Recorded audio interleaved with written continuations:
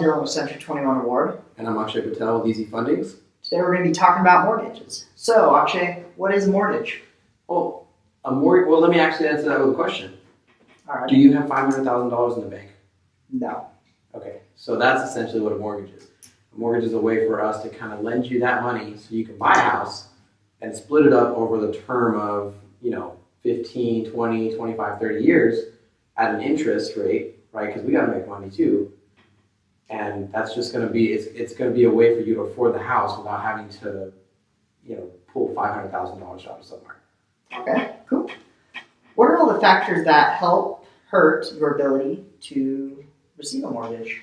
So I think the three main factors that hurt a lot of people when they're trying to get a mortgage are their FICOs, so credit, the amount of money they have in the bank, and how much they can afford. So we take a look at credit score, we take a look at pay stubs, we take a look at their the bank statement, see how much they have for down payment. And with credit score, the main thing that happens is some people don't understand what it really is, right? So you have a FICO score that's given to you because based off of your ability to repay back some items, or if you're able to maintain stability with your credit. If you're showing a stable process of you can pay things back, you're generally going to have a higher FICO. Okay. And that is what makes your interest rate good, right? If your FICO is too low, you can't even qualify for a loan. And then you have, how much money do you make? Do you have debt showing your FICO where that's not really showing? Like, do you make $2,000 or do you make $20,000? That shows you how much you can qualify. And if someone doesn't make enough, or they don't make enough compared to the debt, then they don't get the house that they want. And then if you don't have down payment, then we have to talk about other programs and other down payment assistance type things because you can't afford it. Okay. So with all these factors, how often do people get denied? It's actually not the question of how you get denied. It's how many people get approved. So, it's very uncommon that you walk in here and you're approved for what you want. Those are the people that know what they're doing. They have all their stuff situated. They probably already talked to a lender previously, and now they're coming back and saying, "Hey, I want to buy this house." Okay. But there's a lot of people that come in here and they're just, "Hey, I want to buy a $600,000 house," but they don't understand kind of what that is. So when you talk to someone, you want to know beforehand, right? So you want to go in and talk to someone and see where you're at, because you might not be where you want to be. You'll be somewhere like you want to buy a $600,000 house, but you can only qualify for a $400,000 house. Okay. So why would you wait for so long just to be told that you're not where you're at? You're not where you need to be. Instead, talk to someone earlier so you know a game plan to get there. So for those people who can't hit their mark and only can afford the $400,000 when they want a $600,000, what are some of the things that you do to help them get to that $600,000 point? So we talked about it, right? So what are the factors that don't let you buy a home or don't let you get to where you need to be? FICOs, how much money do you make, and do you have down payment? With your FICOs, mortgage lenders have we sit with people all day, right? This is what we do. We look at credit reports for everyone. So we know how to analyze it and kind of get you some points back if you need to. Okay. Or we know who to talk to get you there. Right. So if you're sitting at a 550 FICO score and that interest rate's not going to help you, and you want to get up to 640 before you start buying, why would you do it on your own when you can have a professional help you and get you there?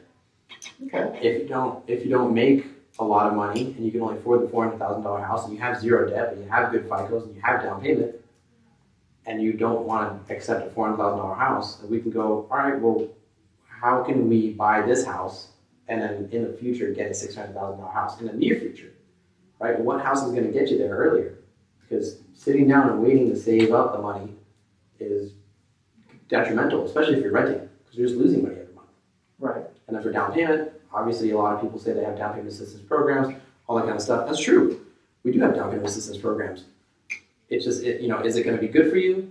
Or do we have to get you, if it's one thing where we have to get you in there and we use a down payment assistance program, generally they have higher interest rates or second or third lien on your property. And with that, we have to assume that we're going to need to get you out of that as soon as possible.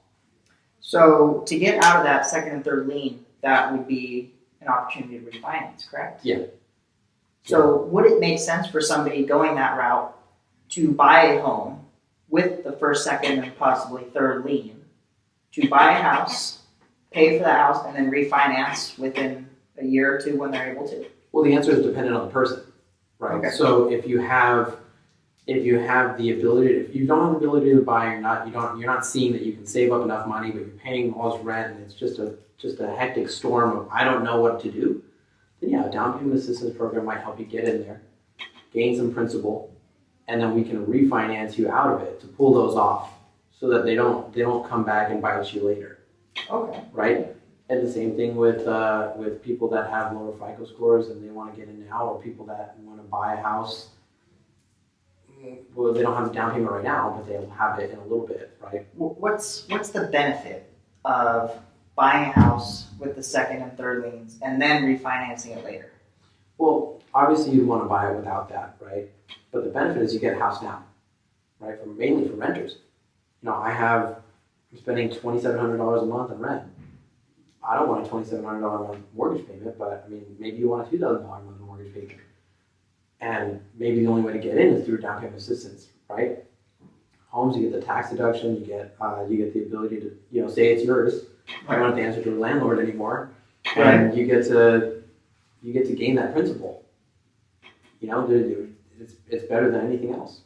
So if you can get in there, have those advantages at a slight disadvantage, and then refinance out of it later, then you know that it's just a small problem to have for a few years, rather than being in that hectic storm of I don't know what to do. Just for continuing long. the infinite loop of Yeah. just never getting a win. Yeah. Let me ask you a question. How many times have you heard from someone, I've been renting for 10 years and I've just never been able to buy because it just never was the right time for me? All the time, All every the day. time. All the time. It's never, they always want to wait until the market's going to crash. They always want to wait until, you know, this, that, or the other. It's always the right time to buy. Whenever you can buy, whenever it's possible for you to buy, it's always the right time to buy, because then you can get in. And that's why we have fixed rate mortgages, right? Okay, ARMs destroyed some people. Some people need ARMs because they're not going to be in their house for a very long time. But for most people, you know, 30-year fixed works. They know the payment that they have to have for the rest of the 30-year term, or however much term they go.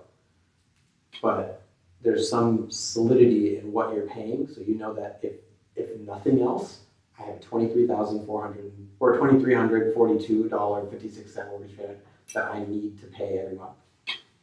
Instead of next month being a little bit higher. Right. The next year Or being a next little year- bit higher. Next year, interest rate jumping Year from a little 4% bit higher. to 8%. Next year, balloon payments due $400,000.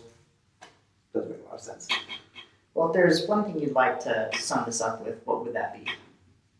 Talk to a mortgage lender, because you're never going to know where you're at unless you talk to someone, and you're not going to figure it out on your own. I guarantee you, unless you've done this before.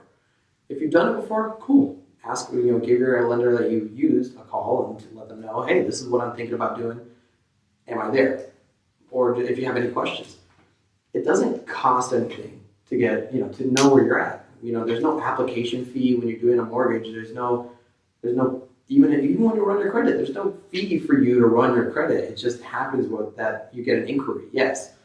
But if it tells us, hey, we have this problem and we need to solve it, then that's a lot better than you waiting 2 years thinking you know, and then 2 years later you go, oh, I'm ready to buy a house, and you get to the table and you have another way. You have to wait another 2 years because there's something on your credit you didn't resolve. So basically, you go talk to a mortgage lender, Talk to a find mortgage out where lender. you are now, and tell them where you want to be, and you guys can find out the best way to do that. Exactly. The moment you go in and talk to them, you'll know exactly what you want to do, exactly what you need to do, and strategize to get you into a house. You don't have to be buying the next month. It's very uncommon that someone come inside and they buy the next day. You don't get stuck in that. If you're not ready for it, cool, you're not ready for it, but we can tell you when you are going to be ready for it. Or you can decide when you're ready for it, but at least just know where you're at. And it might entice you one day. It's like, hey, rent's going up, but remember that Indian mortgage guy told us that we can afford $437,000? I just saw our friend post his house up for $435,000. Might be worth looking into. Might be worth looking into. Thank you very much for your time, Akshay. Of course, it was always a pleasure.